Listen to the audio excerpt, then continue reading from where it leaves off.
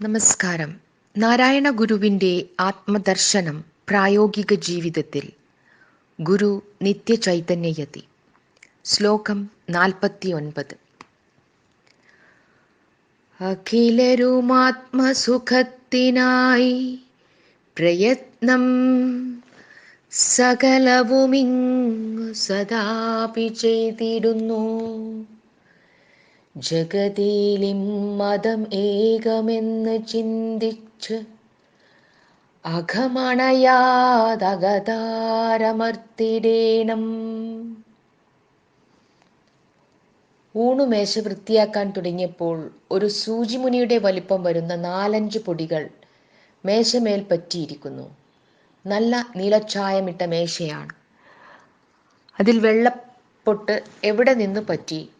കുറച്ചു വെള്ളം തളിച്ചു തുടയ്ക്കാം. അതാ ഒരു വെള്ളപ്പൊട്ട് മാറി മാറിപ്പോകുന്നു. ഞാൻ പറഞ്ഞു, തുടക്കാൻ വരട്ടെ. ഒരു പൊട്ടിന് ജീവനുണ്ടെന്ന് തോന്നുന്നു. അത് വാസ്തവമായിരുന്നു. അത് ഏതോ ഒരു ജീവിയാണ്. പിന്നെ അതിനെ ശ്രദ്ധിക്കണമെന്ന് തോന്നി. അതൊരു കുഞ്ഞുണ്ണി ജീവിയാണ്. എന്തോ പരതി നടക്കുന്നു. പാവം വിശക്കുന്നുണ്ടാവും. അതിനെ കയ്യിലെടുത്ത് നോക്കാൻ വേണ്ടുമില്ല. അത്രയ്ക്ക് ചെറുത്. അപ്പോൾ ഒരു സംശയം. ഇത് എന്തെങ്കിലും അന്വേഷിച്ച് നടക്കുകയാണെങ്കിൽ എവിടം കൊണ്ടാണ് ചിന്തിക്കുന്നത്? തലയും വാലും ഒന്നും കാണാനില്ല. എന്നാൽ അതിൻ്റെ തൊട്ടടുത്ത് കിടക്കുന്ന 4 കുത്തുകൾ അനങ്ങുന്നതേയില്ല. അതിനൊന്നും ജീവനില്ല. ജീവനുള്ളതിനെല്ലാം ചേതന കാണാം. ചേതനയുള്ളത് ചേഷ്ടിക്കും. ചേഷ്ടിക്കാൻ കഴിയുന്നതൊക്കെ അന്വേഷിക്കുന്നുണ്ട്. അടുക്കളയിൽ നിന്നൊരു ശബ്ദം. ഒരു പാത്രത്തിൻ്റെ മൂടി താഴെ വീഴുന്നു. കുട്ടികളായിരിക്കുകയില്ല. അവരെല്ലാം ശ്രദ്ധയോടെയാണ് ഓരോന്നും ചെയ്യുന്നത്. ഓഹോ, ലോറൻസ് ആണ്. അവൻ ഞങ്ങളുടെ പൂച്ചയാണ്.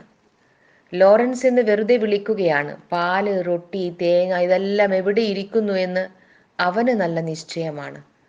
ആരുമില്ലാത്ത തക്കം നോക്കി അവൻ വന്ന് അടുപ്പിൽ വച്ചിരുന്ന പാൽച്ചട്ടിയുടെ മൂടി മാറ്റി പാല് കുടിക്കാനുള്ള ശ്രമമാണ്. 3-4 ദിവസത്തിന് മുൻപ് ലോകം മുഴുവനും ഉറങ്ങിക്കിടക്കുന്ന സമയത്ത് ഇതുപോലൊരു ശബ്ദം അടുക്കളയിൽ കേട്ടിരുന്നു. രാത്രികാലങ്ങളിൽ പൂച്ചയെ അവിടെ വരാൻ അനുവദിക്കാറില്ല. ഞാൻ പെട്ടെന്ന് കതക് തുറന്ന് ലൈറ്റിട്ട് അതാ പഴം വെച്ചിരിക്കുന്ന വട്ടിയിൽ നിന്ന് ഒരു എലിക്കുട്ടൻ ചാട്ടുളി പോലെ നമ്മുടെ മുന്നിലേക്ക് ചാടി വീണിരിക്കുന്നു. എന്നെ കണ്ടിട്ട് അവന് വലിയ നാണമായിപ്പോയി. അതുകൊണ്ട് മൂക്ക് വിറപ്പിക്കുകയും മീശയിട്ട് വട്ടം ചുഴറ്റുകയും ചെയ്യുന്നത് കൂടാതെ കണ്ണിൽ തന്നെ തുറിച്ചു നോക്കിക്കൊണ്ടിരിക്കുന്നു. ഞാനും നാണിച്ചുപോയി. ഒരു കുഞ്ഞുണ്ണി എലിയെ ഭയപ്പെടുത്തിയല്ലോ. ഞാൻ അവനോട് പറഞ്ഞു, നീ പോയിക്കോ, ലോറൻസ് ഇവിടെയുണ്ട്. അവന് കാര്യം മനസ്സിലായി. പഴം തിന്നുന്നതിനേക്കാളും വലുതാണ് അവന് ജീവനെ രക്ഷിക്കാനുള്ള ത്വര. അങ്ങനെ ദിവസങ്ങൾ പോകുന്നു. കാലത്തും വൈകിട്ടും എല്ലാം ഞങ്ങൾ പ്രാർത്ഥനാമുറിയിൽ സമ്മേളിക്കും. പ്രാർത്ഥന ചൊല്ലുമ്പോൾ ഗിരി കണ്ണടച്ചുകൊണ്ട് വായിൽ കൂടി വരുന്ന ഓരോ വാക്കിനെയും നക്കി നോക്കും. അതിലെല്ലാം വേദാന്ത പീയൂഷത്തിൻ്റെ മാധുര്യമുണ്ട്. അപ്പോഴെല്ലാം കുഞ്ഞുമോൾ അരുണ അവളുടെ കൊച്ചു സഞ്ചിയിൽ നിന്ന് ബുക്കുകൾ വാരി വെളിയിലിട്ട് ചായ പെൻസിലുകൊണ്ട് ഓരോരോ പടങ്ങൾ വരച്ച് രസിക്കുകയാണ്. ഞങ്ങൾ ഉള്ളിലിരുന്ന് പ്രാർത്ഥന ചൊല്ലുമ്പോൾ മുറ്റത്ത് മരത്തിൻ്റെ ചില്ലയിലെല്ലാം കിളികളും വന്നിരുന്ന് പാടുന്നുണ്ട്. ആകൃതിയിലും പ്രകൃതിയിലും ആ അണുപ്രാണിയും ലോറൻസും ചുണ്ടലിയും ഗിരിയും അരുണയും ആശ്രമ അന്തേവാസികളും പാട്ടുപാടുന്ന കിളികളും തമ്മിൽ എന്തൊരു വ്യത്യാസമാണ്. എന്നാലും ഞങ്ങൾക്കെല്ലാവർക്കും കൂടി ഒരു വിശേഷപ്പെട്ട കർമ്മമുണ്ട്. അന്വേഷിക്കുക എന്ന കർമ്മം. അന്വേഷിക്കുന്നത് പല ഉപാധികളെയാവാം. അണുജീവി അന്വേഷിക്കുന്നത് പരമാണു രൂപത്തിലുള്ള പാനപേയങ്ങളെയാണ്. ലോറൻസ് എന്ന പൂച്ച അന്വേഷിക്കുന്നത് പാലാണ്.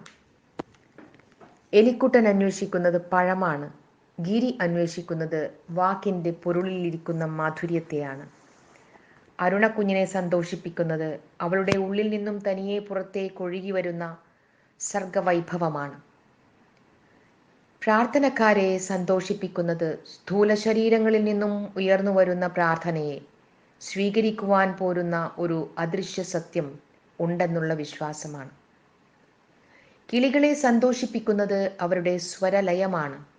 എന്നാൽ എല്ലാവരുടെയും അന്വേഷണത്തിൽ നിറഞ്ഞു നിൽക്കുന്ന ഒരു ഉപാധിയുണ്ട്: സുഖം. സുഖം തേടുന്നവർ എന്നുള്ള കാര്യത്തിൽ ഈ പറഞ്ഞവയ്ക്കൊന്നും ഒരു ഭേദവുമില്ല. ഇന്ന് പ്രാർത്ഥിച്ചു കൊണ്ടിരുന്നപ്പോൾ നല്ല സുഖമായിരുന്നു. മനസ്സ് അതിൽ ലയിച്ചപ്പോൾ ഒരു ബാഹ്യലോകമുണ്ടെന്നേ മറന്നുപോയി. എന്നാൽ പ്രാർത്ഥന കഴിഞ്ഞു വന്നപ്പോൾ ഏതോ ഒരു പോരായ്മ. ഊണ് കഴിക്കണം. എന്തെങ്കിലും തിന്നാൽ പോരാ, ഊണ് നല്ല രസമായിരിക്കണം. വട്ടിയിൽ നല്ല മാമ്പഴമിരിക്കുന്നു. ഉടനെ കണ്ണുപോയത് ഭരണിയിലേക്കാണ്. തരക്കേടില്ല, നല്ല കട്ടിത്തൈര്, ഒരു മുറി തേങ്ങ കൂടി കൂട്ടിയാൽ മതി. എന്നാൽ പിന്നെ പഴുത്ത മാങ്ങ പുളിശ്ശേരി ആകട്ടെ. ഉണ്ടാക്കാൻ വളരെ എളുപ്പം. 5 മിനിറ്റിനിടയിൽ പുളിശ്ശേരി തയ്യാർ. എണ്ണ ധാരാളമുണ്ട്. പർപ്പടകവും ഇരിക്കുന്നു. 2 പർപ്പടകവും നാരങ്ങ അച്ചാറും കൂടിയായാൽ സംഗതി കുശാൽ. ഉണ്ണാനിരുന്നപ്പോൾ ആത്മോപദേശ ശതകത്തിലെ ഒരു ശ്ലോകം ഓർമ്മ വന്നു. അത് വ്യാഖ്യാനിച്ചുകൊണ്ട് ഊണ് തുടങ്ങി. ഊണ് രുചികരമായിരുന്നു. എന്നാൽ അതിലും രുചികരമായിരുന്നു ഗുരുവിൻ്റെ ശ്ലോകം. മനസ്സ് അതിൻ്റെ വഴിക്ക് പോയി. കൈയും വായും അതിൻ്റെ വഴിക്ക് പോയി. പാത്രത്തിൽ ഒന്നും അവശേഷിക്കുന്നില്ല. ഹായ്, ഈ ജീവിതം എത്ര ആനന്ദകരം! ഊണ് കഴിഞ്ഞു വന്നിരുന്നപ്പോൾ കണ്ണിനൊരു തൂക്കം. കിടന്നുറങ്ങണം. അടുത്ത മുറിയിൽ എന്തോ ഒരു ശബ്ദം. ഇപ്രാവശ്യം ലോറൻസ് അല്ല.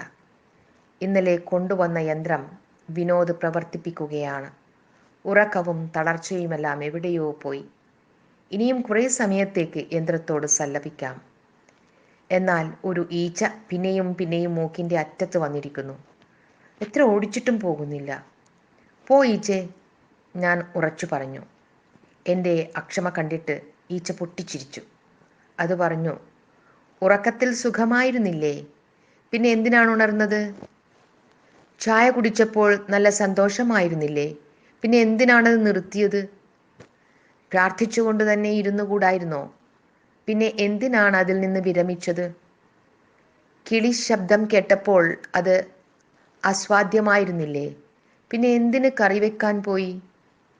ഊണ് കഴിക്കുന്നതിനിടയിലും എന്തിന് ശ്ലോകം വ്യാഖ്യാനിക്കാൻ പോയി?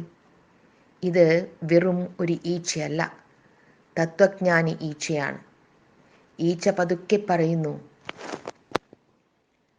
അഖിലരുമാത്മസുഖത്തിനായി പ്രയത്നം, സകലവുമിങ്ങു സദാപി ചെയ്തിടുന്നു. ശരിയാണ് ഈച്ചേ, ഈ സുഖാന്വേഷണത്തിൽ നിന്നും നമുക്ക് ഒഴിവില്ലല്ലോ. ഒരർത്ഥത്തിൽ നമ്മളെല്ലാവരും സഹപ്രവർത്തകരാണ്.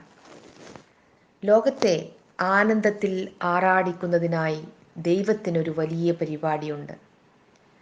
നമ്മളെല്ലാം ആ പരിപാടിയിലെ പ്രവർത്തകരാണ്. അത് അറിയാതെ നാം തമ്മിലടിക്കുന്നല്ലോ.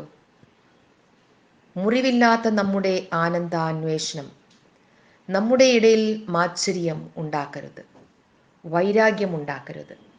സമഷ്ടിയുടെ സുഖം തേടിക്കൊടുക്കുന്നവരാണ് നാം എന്ന വസ്തുത മറന്നു പോകരുത്. ചക്രവാളങ്ങളുടെ പരിധികൾ ഒതുക്കി നിർത്തുവാൻ കഴിയാത്ത പരമാനന്ദത്തിൻ്റെ അന്വേഷണത്തിൽ നിന്ന് നമ്മുടെ താല്പര്യം ചുരുങ്ങി ചുരുങ്ങി വന്ന് ഞാൻ എന്നും എൻ്റെതെന്നുമുള്ള ഒരു ആശയത്തിൽ മാത്രം ഒതുങ്ങി നിൽക്കുമ്പോൾ നമ്മുടെ പുറം കാഴ്ചയും അകം കാഴ്ചയും ഒരുപോലെ മങ്ങിപ്പോകുന്നു. ആത്മാവിൻ്റെ വെളിച്ചം ക്രമേണ കുറഞ്ഞ് അവിടം ഇരുളു നിറഞ്ഞതായി ഭവിക്കുന്നു. പിന്നെ ചെയ്യുന്നതെല്ലാം പാപമായി പോകും. അതുകൊണ്ട് നമ്മുടെ ഏകത്വബോധം ഉള്ളിലെ വിശ്വാസത്തെക്കാളും വിശാലമായ ആത്മബോധത്തിൻ്റെ ഉപാസകരായി തീരാൻ നമ്മെ അനുഗ്രഹിക്കണം. ജഗതിയിൽ മതം ഏകമെന്ന് ചിന്തിച്ച് അഖം, അതായത് പാപം അണയാതെ അകതാര് അമർത്തിടേണം, അന്ധകരണം അമർത്തിടേണം. അഖിലരുമാത്മസുഖത്തിനായി പ്രയത്നം, സകലവുമിങ് സദാപി ചെയ്തിടുന്നു. ജഗതിയിലിൻ മതം ഏകമെന്ന് ചിന്തിച്ച് അഘമണയാതകതാര അമർത്തിടേണം.